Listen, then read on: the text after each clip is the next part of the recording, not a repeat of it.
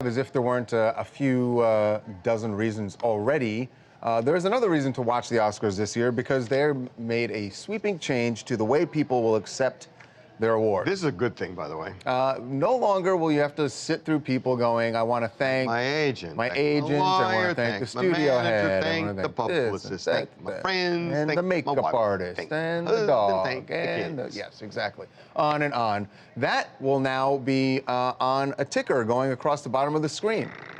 They have to, all the nominees have to put in their thank yous on a card before the ceremony. And it scrolls along, which then means what they have to do is say something meaningful.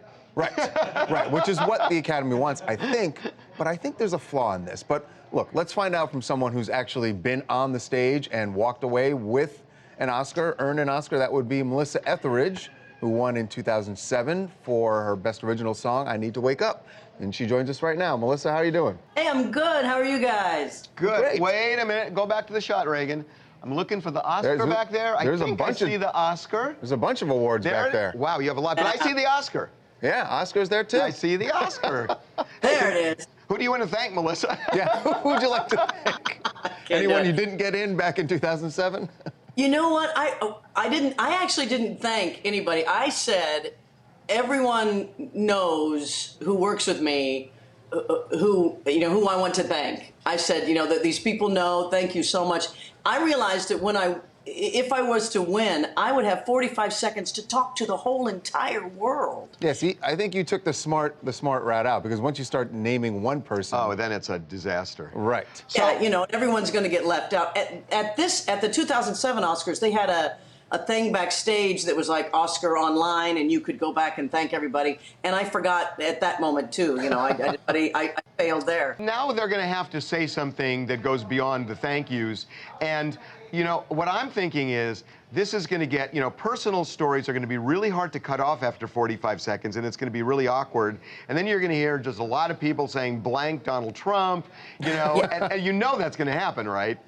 Yes, that's kind of one of the cool reasons to watch the Oscars, because it's one of the last live events, that and sporting events, and so you don't know what crazy thing, somebody's going to say. It does seem like that's what they want people to take time to actually write something, to prepare something, because I think maybe the Academy thinks people just walk up and they start with their thank yous and they end up telling a story, but that takes too long.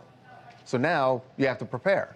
Yeah, it'll be interesting to see how it goes for this being the first time. It'll be. I think it'll be cool. Hey, Melissa, do you think it's right, and I'm not loading this, I'm really curious what you think. Do you think it's right for people to take political stands, especially like endorsements of particular candidates on that stage? Oh, I don't think endorsements of candidates, because there's certain laws about television, and if you endorse one, if you give time to one, you have to give time to another. I think I think one can come and bring their own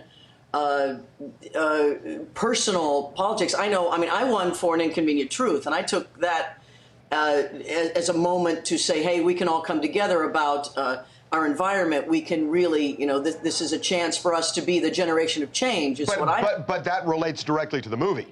Yeah.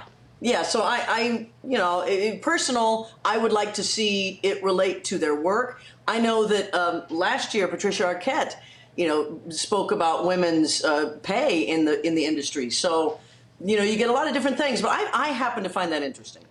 Endorsements of candidates, not so much. I got to say one more thing because we're out of time.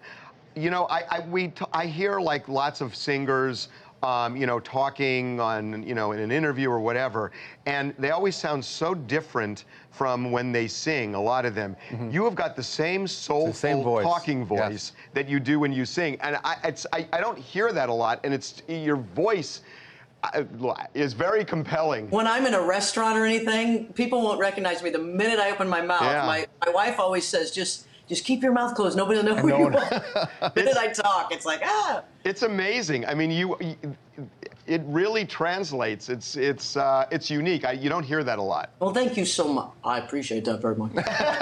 See, that's the voice you got to use. You got to use that voice when you're in the restaurant. Thanks, Elvis. Right on. Thank you, guys. Always good to see you. Thanks, Melissa. Bye, Melissa. She's great. She's great. By the way, you know what they're going to run into a problem with?